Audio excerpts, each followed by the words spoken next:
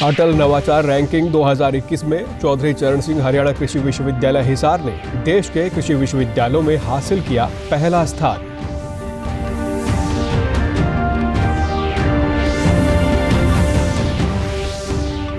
फरीदाबाद में अगस्त माह से अब तक 30 से अधिक लोगों को दी गई भारतीय नागरिकता। पाकिस्तान से आए लोगों ने नागरिकता मिलने पर जताई खुशी।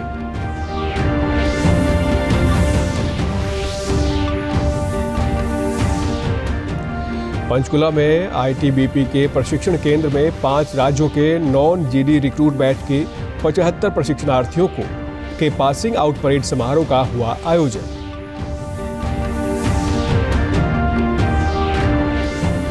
और किशोरों के राष्ट्रव्यापी टीकाकरण अभियान के कल पहले दिन देश में 40 लाख से अधिक बच्चों को दी गई कोविड की पहली खुराक।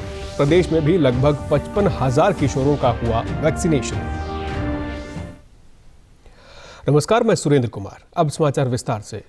अटल नवाचार रैंकिंग 2021 में चौधरी चरण सिंह हरियाणा कृषि विश्वविद्यालय हिसार ने देश के सभी कृषि विश्वविद्यालयों के बीच पहली रैंक हासिल की है। इस पर हमारे संवाददाता मुरारी गुप्ता ने एचएयू के कुलपति प्रोफेसर बीआर कंबोज से विशेष बातचीत की। अटल नवाचार रैंकिंग 2021 में हाल ही में हरियाणा कृषि विश्वविद्यालय ने कृषि विश्वविद्यालयों में पहली रैंक प्राप्त की है। इस पर हमारे साथ बातचीत करने के लिए मौजूद हैं vice chancellor professor B R Kamboj साहब। कंबोज साहब, बहुत बहुत आपका धन्यवाद हम आपसे बातचीत करने के लिए। सर, किस तरह आपने ये जो रैंकिंग प्राप्त की है, इसके लिए किस तरह के प्रयास आप लोगों ने किए?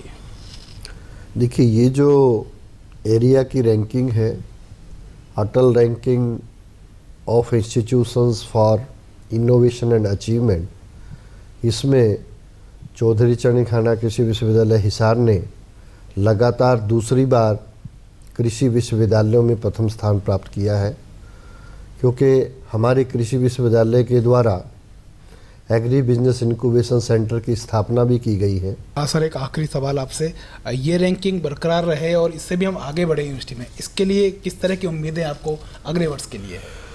हमने यही प्रयास किया है कि चाहे वो इंफ्रास्ट्रक्चर डेवलपमेंट की बात है, यानी कि हम जितनी भी ज़्यादा से ज़्यादा यूनिट्स जो है यहाँ पे लगा पाएंगे, ताकि हमारे उद्यमों को जो उनका नवाचार है उसको बिजनेस के रूप में परिवर्तित करने के लिए जो भी आवश्यकता है उस पर हम ध्यान देंगे।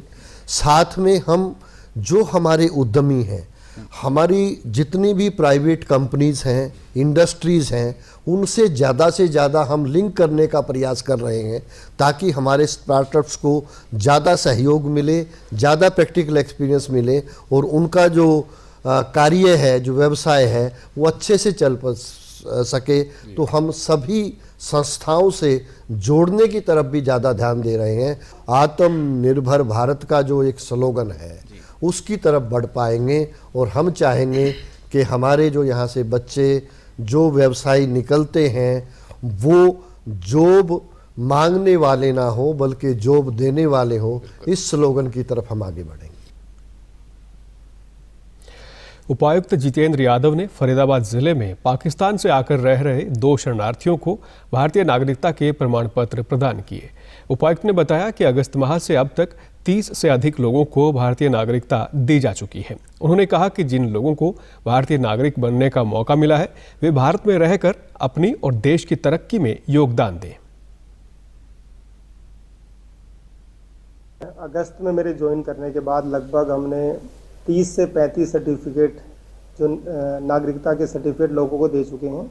तो इसमें जो भी अफ़गान से रिटर्न है या पाकिस्तान से या बांग्लादेश से या जो भी होम मिनिस्ट्री के गाइडलाइंस हैं, उन गाइडलाइंस के तहत हमारा एक प्रोसीजर है, एक पोर्टल पे वो अप्लाई करते हैं। उसमें आईबी की रिपोर्ट आने के बाद पुलिस डिपार्टमेंट की रिपोर्ट, हम कंसर्न एसडीएम से भी रिपोर्ट लेके जब उसकी सारे कागज़ और जो डॉक्यूमेंट्स चाहिए वो पूरे हो जाते हैं तो उसके बाद देते हैं। भारतीय नागरिक बनने के बाद खुशी जाहिर करते हुए लोगों ने कहा कि भारत की नागरिकता मिलना उनके लिए एक सपने जैसा है। मेरा नाम दानिश है। दानिश? हाँ जी। दानिश कहाँ से आए हैं? पाकिस्तान से। कितने दिन पहले आए थे? और टाइम तो हो गया 2007 में ही आए थे। 2007 में आए? हाँ। तो आज यहाँ पहुँचे हैं ऑफिस में, डीजी ऑफिस के लिए पहुँचे? नागरिकता के लिए। अब आप भारत के नागरिक बन गए? हाँ। तो कैसा महसूस कर रहे हैं? बड़ी खुशी हो रही है भारत का नागरिकता लेते हुए। पाकिस्तान से करीब 10 साल पहले भारत आई गीता को भी भारतीय नागरिकता का प्रमाण पत्र मिला। गीता ने अपनी खुशी जाहिर करते हुए बताया कि उनके परिवार के लोग पहले ही भारत आ गए थे।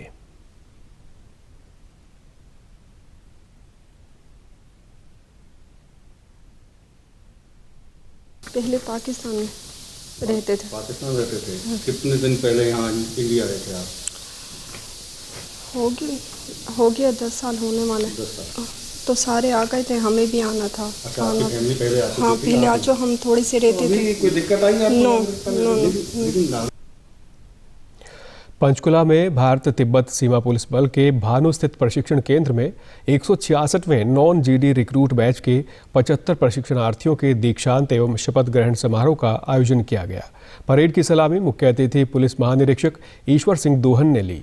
जवानों ने विभिन्न प्रकार के करतब दिखाकर उपस्थित लोगों का दिल जीत लिया। इस अवसर पर पुलिस महानिरीक्षक ईश्वर सिंह दोहन ने जवानों का हौसला बढ़ाते हुए कहा कि शारीरिक और मानसिक रूप से सक्षम बनाने के उद्देश्य से इन प्रशिक्षणार्थियों को ड्रिल, वेपन, मैप रीडिंग और हथियारों का प्रशिक्षण दिया गया है। 24 सप्ताह के कठोर प्रशिक्षण के बाद आज ये सभी जवान आईटीबीपी बल का हिस्सा बन गए हैं।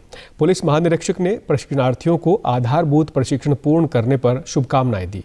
उन्होंने विजेता जवानों को ट्रॉफी देकर सम्मानित किया। जो कि बीटीसी की एक कंस्ट्रक्टिव पहल है। प्रशिक्षण के दौरान उच्च दर्जे का अनुशासन, शारीरिक क्षमता एवं विभिन्न विषयों में दिए गए प्रशिक्षण को सीखने के प्रति अपनी रुचि दिखाई है, उसको भविष्य में भी बनाए रखेंगे। आईटीबीपी के कमांडेंट विक्रांत थापलियाल ने बताया कि समारोह में 5 राज्यों के प्रशिक्षणार्थी शामिल हुए।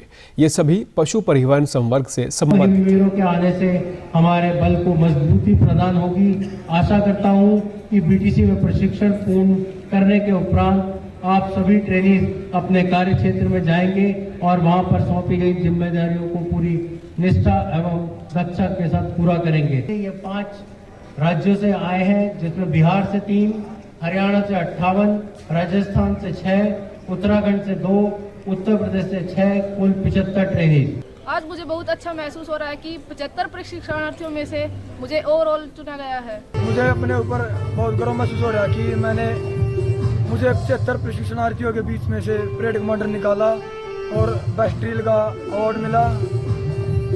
मुझे और मेरे अभिभावकों को बहुत खुशी हुई है और मेरे गांव वालों को भी। 15 से 18 वर्ष के किशोरों के लिए जारी राष्ट्रव्यापी टीकाकरण अभियान का आज दूसरा दिन है। कल शाम 8 बजे तक 40 लाख से अधिक किशोरों को कोविड-19 वैक्सीन की खुराक दी गई। टीका लगवाने के लिए पंजीकरण ऑनलाइन या टीकाकरण केंद्र पर भी करवाया जा सकता है। प्रधानमंत्री नरेंद्र मोदी ने टीकाकरण अभियान के पहले दिन टीका लगवाने वालों और उनके परिजनों को बधाई दी। प्रधानमंत्री ने इस अभियान में अधिक से अधिक किशोरों को शामिल होने का आह्वान किया। ट्वीट संदेश में उन्होंने कहा कि कोविड-19 से युवाओं को सुरक्षा प्रदान करने की दिशा में आज हमने एक महत्वपूर्ण कदम आगे बढ़ाया है। केंद्रीय स्वास्थ्य मंत्री मनसुख मांडविया ने ट्वीट कर जानकारी दी कि टीकाकरण अभियान के पहले दिन रात 8 बजे तक 40 लाख से अधिक बच्चों ने वैक्सीन की पहली खुराक ली है। ये भारत के टीकाकरण अभियान में एक और उपलब्धि है। प्रदेश के स्वास्थ्य मंत्री अनिल विज ने बताया कि टीकाकरण के पहले दिन 15 से 18 वर्ष की आयु के 54,979 बच्चों को वैक्सीन दी गई, जिसमें सबसे अधिक पानीपत में 8,000 से ज़्यादा बच्चों का टीकाकरण किया गया। कोरोना महामारी से बचाव के लिए रोहतक में भी टीकाकरण अभियान चलाया जा रहा है। जिला चिकित्सा अधिकारी डॉक्टर सुनील अरोड़ा ने बताया कि टीकाकरण के लिए 5 केंद्र बनाए गए हैं। जिले में 15 से 18 आयु वर्ग में करीब 58,000 किशोर हैं। टीकाकरण केंद्रों पर बच्चों को कोवैक्सीन लगाई जा रही है। इसके लिए कोविन पोर्टल पर ऑनलाइन पंजीकरण किया जा सकता है। इसके अलावा टीकाकरण केंद्र पर मौके पर भी पंजीकरण करवाया जा सकता है। देखिए, हरियाणा सरकार की हिदायतों के अनुसार हमारे यहाँ पे 15 साल से 18 साल के लिए वैक्सीनेशन शुरू हो गया है। कोरोना का कोवैक्सीन फर्स्ट डोज लगेगी अभी, और हम ये चाह रहे हैं कि पूरे हरियाणा के जो 15 साल से 18 साल के बच्चे हैं वो सारे कवर हो जाएं और ये पूरा वैक्सीनेशन पूरे मास स्केल पे शुरू किया गया है। स्वास्थ्य केंद्रों पर टीका लगवाने आए किशोरों ने खुशी जताई और केंद्र सरकार की इस पहल की सराहना की। आज वैक्सीन लगवा ली है। वैक्सीन लगवाने के बाद मैं सुरक्षित महसूस कर रहा हूँ। मुझे स्वास्थ्य से संबंधित कोई भी परेशानी नहीं है। इसके लिए मैं आदरणीय नरेंद्र मोदी जी का धन्यवाद करना चाहूँगा। उनके कारण किशोरों को वैक्सीन जल्दी उपलब्ध हो सके और मैं सभी बच्चों से निवेदन करता हूँ कि वह भी जल्दी से वैक्सीन लगवा लें ताकि वह सुरक्षित रहे और कोरोना से रिलेटेड सभी नियमों का पालन करें। वैक्सीन लगवाई। वैक्सीन लगवाने के बाद मैं खुद को बहुत सुरक्षित महसूस कर रही हूँ। इसी के साथ मैं आगे भी कोरोना के सभी नियमों का पालन करती रहूँगी। मैं आदरणीय प्रधानमंत्री जी मोदी जी को बहुत बहुत धन्यवाद करती हूँ कि उन्होंने हम जैसे किशोर अवस्था के आयु वर्ग के बच्चों के बारे में ये बहुत ही उचित निर्णय लिया। मैं अपनी उम्र के बाकी बच्चों से भी ये आग्रह करती हूँ कि वो भी जाकर वैक्सीन लगवाएं, जिससे कि वो और उनके परिवार वाले सब सुरक्षित महसूस कर सकें। आज मैंने वैक्सीन लगवा ली है और वैक्सीन लगवाने के बाद मुझे कोई भी स्वास्थ्य संबंधित परेशानी नहीं हो रही है और मैं बाकी सभी बच्चों से भी अनुरोध करना चाहती हूँ कि वे भी जल्द से जल्द वैक्सीन लगवा लें और वैक्सीन लगवाने के बाद भी मैं सभी कोरोना प्रोटोकॉल्स का पालन करूँ। देश भर में ओमिक्रॉन वेरिएंट के अब तक कुल 1892 मामले दर्ज किए गए हैं। स्वास्थ्य मंत्रालय के ताज़ा आंकड़ों के अनुसार इनमें से 766 लोग उपचार करवाकर स्वस्थ हो चुके हैं। ओमिक्रॉन के सबसे ज़्यादा 568 मामले महाराष्ट्र में सामने आए हैं, जबकि दिल्ली में अब तक 382 मामले दर्ज किए गए हैं। भारत कोविड-19 के खिलाफ लड़ाई को मजबूत करने के लिए दुनिया का सबसे बड़ा टीकाकरण अभियान चला रहा है। देश में कोविड रोधी टीकाकरण अभियान के तहत 146 करोड़ 70 लाख का आंकड़ा पार कर लिया गया है। ओमिक्रॉन के बढ़ते मामलों के बीच कोरोना के दैनिक मामलों में भी रफ्तार पकड़ ली है। पिछले 24 घंटों में कोविड के 37,000 से अधिक नए मामले सामने आए हैं और 11,000 से अधिक मरीज स्वस्थ हो चुके हैं। इससे स्वस्थ होने की दर 98.13% हो गई है। प्रदेश में भी कोरोना टीकाकरण का कार्य सुचारू रूप से चल रहा है। प्रदेश में अब तक कोरोना रोधी टीके की 3 करोड़ 49 लाख से अधिक खुराक दी जा चुकी है। कोविड से 7,62,000 से अधिक लोग स्वस्थ हो चुके हैं, जबकि 3,107 मामले सक्रिय हैं।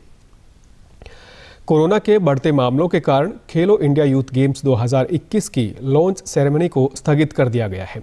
खेल मंत्री संदीप सिंह ने बताया कि लॉन्च सेरेमनी 3 जनवरी को पंचकुला के ताऊ देवीलाल स्टेडियम में होनी थी। उन्होंने कहा कि खेलों के आयोजन की सभी तैयारियां पूरी की जा चुकी हैं, लेकिन अंतिम फैसला कोरोना के मामलों की आगामी परिस्थितियों को देखते हुए लिया जाएगा। डीडी न्यूज़ हरियाणा पर देश और प्रदेश जुड़ी खबरों को विस्तार से जानने के लिए आप हमारे साथ फेसबुक, ट्विटर और यूट्यूब के माध्यम से भी जुड़ सकते हैं। हमसे जुड़ने के लिए आप हमारे सोशल मीडिया हैंडल को भी फॉलो कर सकते हैं। अब आप अपने मोबाइल फ़ोन से QR कोड स्कैन कर हमारे YouTube चैनल पर सीधे पहुंच सकते हैं। केंद्रीय वाणिज्य मंत्री पीयूष गोयल ने बताया कि भारत ने दिसंबर माह में रिकॉर्ड निर्यात किया है। उन्होंने कहा कि ये भारत का अब तक का 1 महीने में सबसे ज़्यादा निर्यात रहा है। जो संकल्प इस वर्ष की शुरुआत में माननीय प्रधानमंत्री जी के प्रेरणा से निर्यातकों ने लिया था, उस संकल्प को एक प्रकार से बहुत विपरीत परिस्थितियों के बावजूद पहले 9 महीने में अचीव किया है। 2016 से डेटा आज तक का 2021 के दिसंबर तक का देखते हैं तो अप्रैल टू दिसंबर 2021 हर महीने का जो एक्सपोर्ट है ये हिस्टोरिक हाई है। अंत में इस बुलेटिन के मुख्य समाचार एक बार फिर। अटल नवाचार रैंकिंग 2021 में चौधरी चरण सिंह हरियाणा कृषि विश्वविद्यालय हिसार ने देश के कृषि विश्वविद्यालयों में हासिल किया पहला स्थान।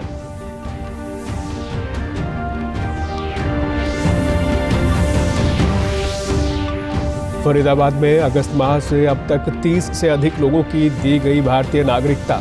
पाकिस्तान से आए लोगों ने नागरिकता मिलने पर जताई खुशी।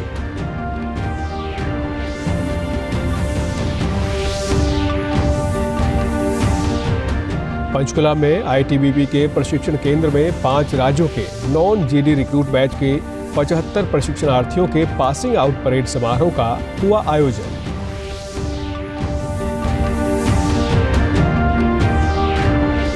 और किशोरों के राष्ट्रव्यापी टीकाकरण अभियान के कल पहले दिन देश में 40 लाख से अधिक बच्चों को दी गई कोविड की पहली खुराक।